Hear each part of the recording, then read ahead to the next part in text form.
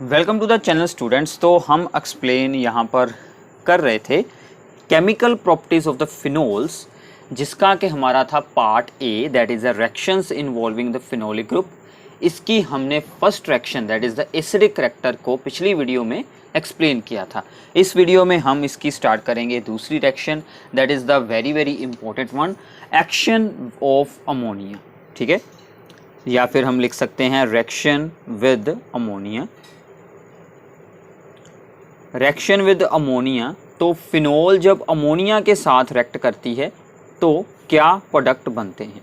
ठीक है, so this is our phenol. ठीक है, तो प्लीज़ साथ में आप लोगों को नोट्स बनाने हैं। अगर आप रिएक्शंस को अभी से साथ में सोल्व करेंगे तो आपको बहुत ही अच्छे से इनकी अंडरस्टैंडिंग हो जाएगी।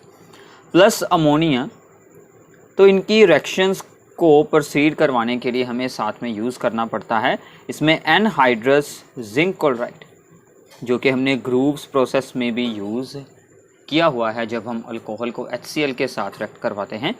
एनहाइड्रस जिंक क्लोराइड यूज़ करेंगे एट द टेम्परेचर 675 केल्विन। सो इससे क्या होगा कि OH ग्रुप को यहाँ से NH2 रिप्लेस कर देगा और साथ में बनेगा वाटर। तो इसमें से NH2 यहाँ पर जुड़ जाएगा विद बेंजीन रिंग। तो बॉन्ड आपको N के साथ शो करना है, इस बात का ध्यान रखना है। तो N के साथ जुड़ी है बेंजीन रिंग, N के साथ आगे जुड़े हैं 2 हाइड्रोजन, एंड प्लस है water, and this is called, benzene के ऊपर जुड़ा हो NH2 group, this is a type of the amine. तो इसका एक स्पेशल नेम है दैट इज एनिलीन। आपका जो 13th चैप्टर होगा इस साल के सिलेबस का, उसमें हम इनके बारे में स्टडी करने वाले हैं अच्छे से। ठीक है, so this is called the aniline, this is an aromatic amine. ठीक है, so this is the second reaction, काफ़ी सिंपल है। तो हम इस रिएक्शन की हेल्प के साथ फिनोल को चेंज कर सकते हैं इनटू एनिलीन। तो ये एग्जाम में बहुत बार पूछी जाती है कि how to convert phenol into aniline. So third reaction is also very very important, action of zinc dust. ठीक है, जिंक डस्ट की फिनोल के साथ क्या रिएक्शन होगी। ठीक है, तो हम फिनोल बनाते हैं फिर से। So this is the phenol. Phenol में हमने ऐड की है जिंक की डस्ट, इसे हमने करना है हीट। तो यहाँ से क्या होगा, ये जो जिंक है इस ऑक्सीजन को यहाँ से अपने साथ जोड़ लेगा और यहाँ पर बचेगी ओनली हाइड्रोजन। तो हाइड्रोजन तो वैसे भी यहाँ पर सभी पोजीशंस पर होती हैं, वो अगर हम ना भी यहाँ पर रिप्रेजेंट करेंगे तो भी अच्छा रहेगा। सो यहाँ पर होंगी, सभी जगह पर बच जाएंगी hydrogen. So this becomes the benzene ring, simple benzene ring. And साथ में क्या होगा, जिंक के साथ ऑक्सीजन है, so this becomes the zinc oxide. So this reaction is also very very important. तो हम यहाँ से क्या कर सकते हैं, फिनोलिक ग्रुप को यहाँ से रिमूव कर सकते हैं, फिनोल टू हम चेंज कर सकते हैं benzene by using the zinc dust. ठीक है, okay. So these are the 2 reaction. Now fourth one is very very important, acylation of the phenol. Acylation में क्या होता है कि हमें फिनोल के साथ जोड़ना होता है CH3 C डबल बॉन्ड, इसे हम बोलते हैं, this group is called the acyl group. तो आपने बहुत सारे चैप्टर्स में इसके बारे में जरूर रीड किया होगा। असाइल ग्रुप को हमें बेंजीन के साथ जोड़ना है, जैसे कि क्लोरोबेंजीन में या फिर नॉर्मल बेंजीन में तो फ्रीडल क्राफ्ट रिएक्शंस होती हैं, यहाँ पर कुछ अलग रिएक्शन होती है, तो इसलिए आपको इसे ध्यान से रीड करना है। तो मान लीजिए ये है फिनोल, तो असाइलेशन के लिए हम 2 डिफरेंट ग्रुप्स को यूज़ करते हैं, 2 डिफरेंट रीजेंट्स को यूज़ करते हैं। तो आप दोनों में से कोई भी यूज़ कर लें। आइदर आप यूज़ कर सकते हैं CH3COCl, this is called the acid chloride, या फिर असाइल या फिर एस्टाइल क्लोराइड, एस्टाइल क्लोराइड। और हम इसे क्या नाम देते हैं, इनकी जो जनरल फॉर्म होती है R चेन जुड़ी है, COCl ये कार्बोक्सिलिक एसिड का OH हटाकर क्लोरीन को वहां पर यूज कर बनाया गया है। So therefore this is called acid chloride. और या फिर हम यूज कर सकते हैं एसिड एनहाइड्राइड्स को, तो ये भी कार्बोक्सिलिक एसिड का ही एक डेरिवेटिव है, इसे हम बोलते हैं एसिड एनहाइड्राइड। ठीक है, इन दोनों में से आप किसी भी रीजन को यूज कर सकते हैं फॉर असाइलेशन रिएक्शंस। ठीक है, सभी असाइलेशन में ये दोनों यूज होते हैं। तो मैं आपको ओनली वन रीजन के साथ बताऊंगा, दोनों का प्रोडक्ट सेम बनेगा। तो हम इसे यूज कर लेते हैं एसिड क्लोराइड को, CH3CuCl। ये रिएक्शन होगी इन द फेरिडीन। ठीक है, तो नाउ क्या होगा, अब यहाँ पर क्या होगा कि ये जो हाइड्रोजन को रिप्लेस करेगा ये हमारा CH3CO ग्रुप। तो अगर हम क्लोरोबेंजीन को यूज़ करते तो क्लोरोबेंजीन या फिर सिंपल बेंजीन में क्या होता है कि वो ऑर्थो और पैरा पोजीशंस पर जाता है, या फिर बेंजीन रिंग के साथ CH3CO जुड़कर वहाँ पर एक कीटोन बन जाता है, तो वहाँ पर असाइलेशन कुछ डिफरेंट होती है। तो यहाँ पर इस हाइड्रोजन को वो रिप्लेस करेगा, तो ऑक्सीजन थी, ठीक है, इस ऑक्सीजन के साथ अब जाकर जुड़ेगा CO ग्रुप, यहाँ से अटैचमेंट होगी C के साथ और साथ में है CH3। इसका अगर आपको नेम लिखना हो तो ये क्या बनेगा, दिस इज एन एस्टर। तो एस्टर्स क्या होते हैं, RCOOR डैश, ये होते हैं एस्टर। तो अब आप लोग इसे ध्यान से देखिए, ये बना R, इसके साथ है CO और यहाँ पर है O और ये है R डैश। तो R डैश का नाम हम सबसे पहले लिखते हैं, so this is the phenyl. यहाँ पर हैं 2 कार्बन, तो 2 कार्बन के लिए हम वर्ड यूज़ करते हैं इथेनोएट, इथेन O8। तो ईस्टर्स के एंड पर यूज़ करते हैं ये O8, और बाकी साथ में यहाँ से Cl और ये वाला हाइड्रोजन वो बन जाएंगे HCl। तो आई होप कि आप लोगों को ये रिएक्शन अच्छे से यहाँ पर अंडरस्टैंड हो गई होगी। तो अगर हम किसी और कंपाउंड की असाइलेशन की एग्जांपल करते हैं जो कि आपके लिए बहुत ही इम्पोर्टेंट है, अगर हम सैलिसाइलिक एसिड की असाइलेशन करवाते हैं। अब ये सैलिसाइलिक एसिड क्या होता है कि जब बेंजोइक एसिड के साथ ऑर्थो पोजीशन पर OH जुड़ा हो, so this is called the salicylic acid. ठीक है, ओके।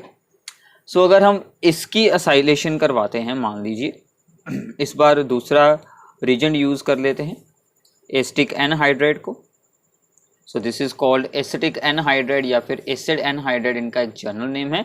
यहाँ पर दो C एटम्स से जुड़े हैं, इस तरफ भी और इस तरफ भी, so therefore this is called acetic anhydride.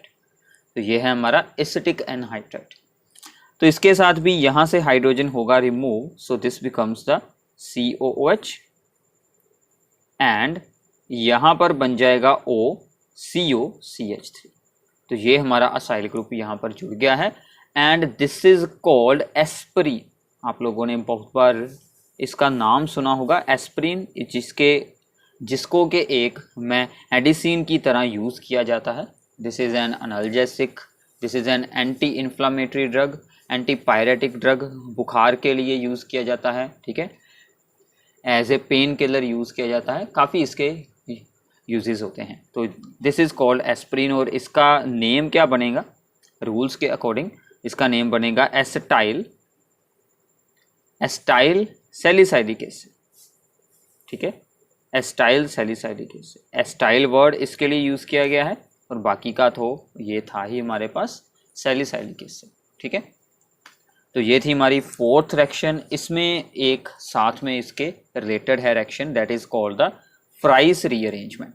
तो फ्राइस रीअरेंजमेंट में क्या होता है कि जब हमारे फिनोल की असाइलेशन हो जाती है तो ये चीज़ बन जाती है, दैट इज फिनाइल इथेनोएट। अगर हम इस असाइल ग्रुप को ऑर्थो या फिर पैरा पोजीशन पर अटैच करवाना चाहते हैं तो हमें यूज़ करनी पड़ती है यहाँ पर फ्राइस रीअरेंजमेंट। तो हमें क्या यूज़ करना पड़ता है, फ्राइस रीअरेंजमेंट। तो फ्राइस रीअरेंजमेंट में क्या होगा, ये बात आप लोगों को ध्यान से अंडरस्टैंड करनी है। हमें यहाँ पर यूज़ करना है, इसके साथ इस चीज़ को बनाने के बाद हमें यूज़ करना है यहाँ पर एल्यूमिनियम क्लोराइड और इसे हमें साथ में करना पड़ेगा हीट। तो ये यहाँ पर क्या चेंज करेगा, ये इस असाइल ग्रुप को आइदर अटैच कर देगा ऑर्थो पोजीशन पर, ठीक है, यहाँ पर, या फिर ये इसे जोड़ देगा आइदर पैरा पोजीशन पर। ठीक है, यहाँ पर। तो इसे हम बोलते हैं फ्राइस रीअरेंजमेंट। तो यहाँ पर रीअरेंजमेंट हुआ है, जो हमारा असाइल ग्रुप ऑलरेडी जुड़ा हुआ था उसने अपनी यहाँ पर पोजीशन को सिर्फ चेंज किया है, तो ये रिएक्शन यहाँ पर अलग है, ठीक है। तो ये आपकी बनेगी यहाँ पर फ्राइस रीअरेंजमेंट, ठीक है। तो इसके बारे में आपको याद रखना है ध्यान से। तो इसी में हम अब एक और रिएक्शन जो कि सेम टू सेम ऐसी ही है, बट यहाँ पर असाइलेशन की जगह पर हम अब यूज़ करेंगे बेंजोइलेशन। सो नाउ अगर हम फिनोल की बेंजोइलेशन करवाते हैं तो ये है, मान लीजिए phenol.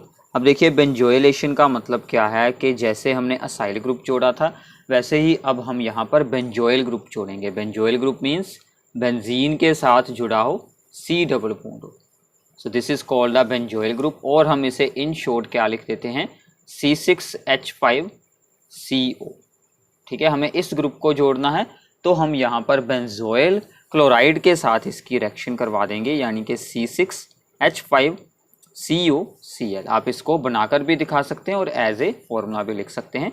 So this is the benzoyl chloride, ठीक है। अगर हम फिनोल की रिएक्शन करवाते हैं विद बेंजोइल क्लोराइड तो ये वाला जो पार्ट है इस हाइड्रोजन को रिप्लेस कर कर वहाँ पर जुड़ जाएगा। ये रिएक्शन होगी in the presence of aqueous NaOH, ठीक है। यहाँ पर हमें अल्कली में इडियम यूज़ करना पड़ेगा। सो इससे हमारा यहाँ पर जुड़ जाएगा ये बेंजोइल वाला पार्ट, और यहाँ पर हमारी बेंजीन रिंग ऑलरेडी जुड़ी हुई है प्लस HCl। तो ऐसे आपकी होगी बेंजोइलेशन। इस रिएक्शन का एक और नाम है, that is the Schotten Baumann reaction. तो आपको जितनी भी ने यहाँ पर नेमिंग रिएक्शंस आ रही हैं जिनके कुछ अलग नेम्स हैं उनको एक अलग से आपको नोट डाउन करते जाना है, उनको अच्छे से याद रखना है, क्योंकि मोस्टली हमारा एग्ज़ाम या फिर NCERT में से प्रॉब्लम्स या फिर रीजनिंग प्रॉब्लम्स इन्हीं पर बेस्ड हमें एग्ज़ाम में देखने को मिलती हैं।